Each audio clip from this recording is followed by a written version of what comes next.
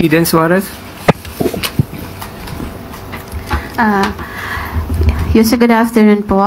Bagaman mayroong mga pagbaba sa presyo ng langis ngayon na nabanggit ng DOE, mataas man o mababa po yung langis ay mataas pa rin ang presyo ng mga bilihin.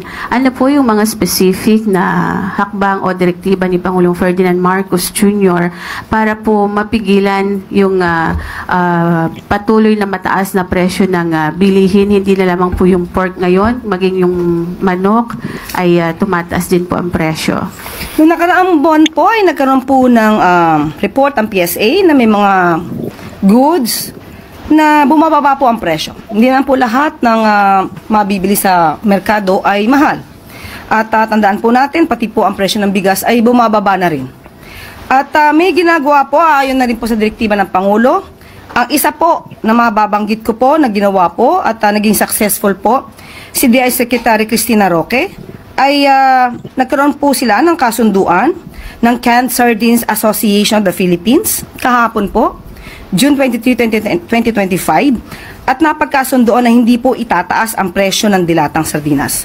So, sa ngayon po, at sabi nga po, mananatili na 21 pesos ang suggested retail price ng bawat 155 grams na lata ng sardinas. So, yan lang po muna maiulat ko at hihingi po tayo ng karagdagang ulat sa DTI kung ano pa po ang maaari nating maibahagi sa inyo. Yung pong pork and chicken price po yung mataas, ano po yung ginagawa ng DA dito? Napag-usapan na rin po natin dati yan at nasagot na po natin na medyo may tumataas nga po na presyo dahil sa kailangan po na magkaroon ng bakuna ibang mga baboy. At hihingin po ulit natin na ibang detalye kung ano po ngayon ang prevailing price sa market po ng baboy at ng manok. Pero wala pong ASF ngayon. I think hindi po yun ang main reason bakit tumataas po yung presyo ng baboy. Ang sinasabi po ng mga biyahero ay parang hindi po kontrolado ng DA yung presyo sa yung farm gate price. Yun. Okay po, tatanungin po natin si DA Secretary patungkol po dyan kung may katotohanan po ang report na yan. Thank you, Eden.